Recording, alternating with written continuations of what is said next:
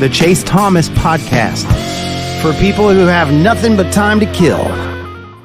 Asking a lot to throw Jake into this situation, because I still think Jake could be a Tennessee starting quarterback for a couple of years and be a good player, but I don't think it's this year that you want to throw him in.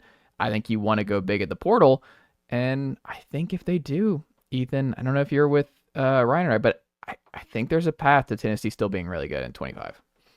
I think there's two lines of thought, and it's kind of what we've gone over already. There's the, do you think that Tennessee's ceiling is high enough that you could even say, like my perfect quarterback, I think it would be awesome. I don't think this is going to happen, but you go out there and you get Sam Leavitt from Arizona State, or you go get Avery Johnson, whoever you want to fill in as the perfect guy. How many wins are they going to take you to? Like 9, like Ryan said, 9 or 10. How high do you think the ceiling is? And if you're not able to get that top tier guy, I just scrap it and go with Jake and just see what he can do for 7 and 8 games. Because I just like Ryan said, there's too much turnover from. I feel like what a lot of people haven't talked about is the offensive line. Dylan Sampson's gone, who was your workhorse from last season. The receivers are not proven. There's an awful lot that you're asking. Even Avery Johnson, say he's to come in. Even him, you're asking a lot for him to come in and say, you got go win 9 games, with this offense. I think that's just going to be really tough. Don Draper. That's what the money is for. it's doable for sure, because Nico did it last year, but you don't have Dylan Sampson this year. You're missing some. But dudes. Peyton Lewis, Deshaun Bishop, your guy, Collins legend, Deshaun, and also he's got to be 8, right? I think he posted something on his story with Kobe as 8 over the weekend. I want to say Bishop did that. It's a great story. You got to give Bishop 8. Yeah, give him 8. I'd weird running back number. But yeah, so was 18 though. So. Yeah, it's just a weird. It really just we're talking about it now. It just depends on who you're able to go get. If you don't think you're able to go get a home run hit, I just don't see the reason why you put up $2-3 million on top of just letting Jake do his thing. And it's not like if Jake goes out there and he's terrible, I still think Tennessee can win 7 games. I don't necessarily think that. Nico wasn't very good last year. We all hyped him up because he was coming into this next season. He has potential to grow, and the growth was, I think, the most exciting part about this upcoming season, whether or not he could take that step. But Tennessee just wasn't good last year at the quarterback position, in the passing game in general, and they went to the college football playoff. So I think the defense is enough to I guess get this team to 7 wins. I just don't think the offense is all that special. I don't think they're going to be able to go too much higher anyway, unless you're able to get a home run guy. And if you can't get a home run guy, then I just don't really see the point. I disagree. I'd go get the singular best quarterback you can get, no matter if it's a home run guy or not. Yeah. Or even if not a home run guy, you go get the best.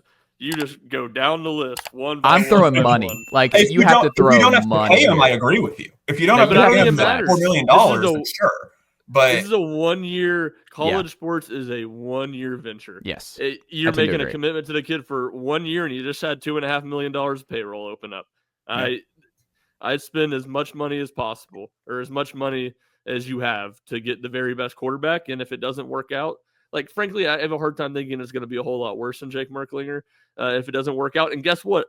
If it doesn't work out with that guy, and it is worse than Jake Merklinger, he's still on the roster, and you can play him. And Jake Merklinger is not. If you could inject Josh Heupel with truth serum, and when they signed Jake Merklinger, and he asked, "Is he ever going to be your starting quarterback 1 going into the season?" I bet he would have told you no. Which is why I wouldn't knock him for he missed on Jake Merklinger. Jake Merklinger. Do you think he would have said that about Hendon on April 14th, 2021? No, probably not. Yeah.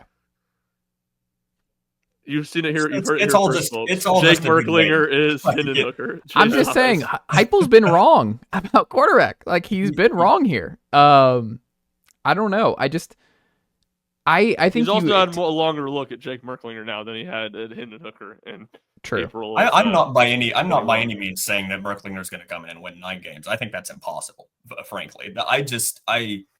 I'm not sure what the ceiling of this offense can be with the best.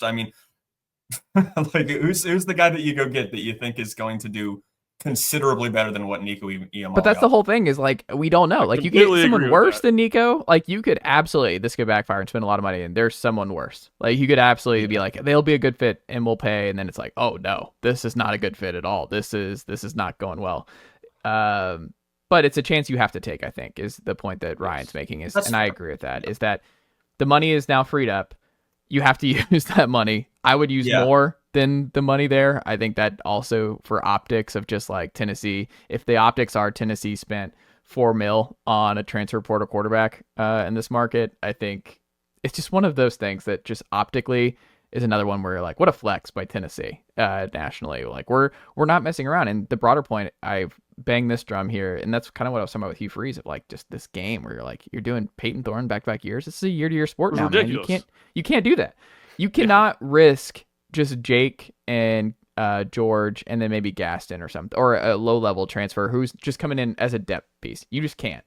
But what you can do is, like Jake Merklinger, and still spend a bunch on the transfer portal and be like, hey, we have two options now. Like, we like Jake, and if it doesn't work for the portal quarterback, then maybe it'll work for Jake. Because then it increases your odds of like, are we really going to go 0 for 2 with these two throughout the course of the season, or do you want to put all your eggs in the Merklinger basket because of the situation? But I will say there's the locker room component, right, where it seems like Jake's super well liked.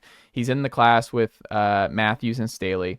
I am curious what that looks like, because you also have to manage that. It's like, what is the buy-in in Jake? Do they want to, are they rallying around Jake? They want Jake to get the first opportunity? I don't know. I mean, I think those are all things that we can't know on the outside, but I think two things can be true. I think you can like Jake, and I think you can make it an open competition this spring and summer, this summer and early fall, and have him go up against the transfer portal quarterback that you bring in. But that's the nature of college football. Like, they have to understand that. Like, you have to go to Jake and George and be like, look, this is the deal. Like, we have to, the whole team. Like, we have to go and get another transfer portal. We are trying to get back into the college football playoff. We are trying to win a championship every single year. We have an expensive roster. We are trying to win now every year. Like, we have lost one home game in the last 3 years. We are trying to keep this positive momentum going year in, year out, because if you have one bad year, I mean, the whole thing can come apart. Like, this whole thing can just unravel in a hurry. So I just think you have to give yourself as many different chances to ensure the floor is high, because that's my biggest thing, is you got to keep the floor high. I think every Tennessee fan would be totally fine with 9-3 this year, given the circumstances. 8-4, they wouldn't love it, but they could still understand it. 7-5, 6-6, and you weren't aggressive in the spring portal window here. I don't think fans would stand for that. I think it would get ugly here in the offseason. I think that there'd be real problems. So I think you kind of have to flex here, and I think you kind of have to build off the situation that you're in and go get a big name. I think you have to in this predicament. Yeah, this reminds me of a point I wanted to make earlier. You've kind of said your concern with Heupel, or one of the concerns, is his missed evaluations of quarterback, which is, completely fair. I would say, and this is like, if they don't go get a big guy, this is TBD. My bigger concern would just be like, he just would feel, to me, slow in handling these things. Ethan said it earlier. There was buzz about Nico transferring.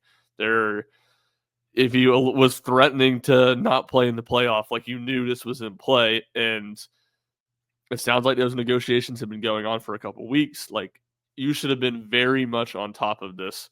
This is a possibility.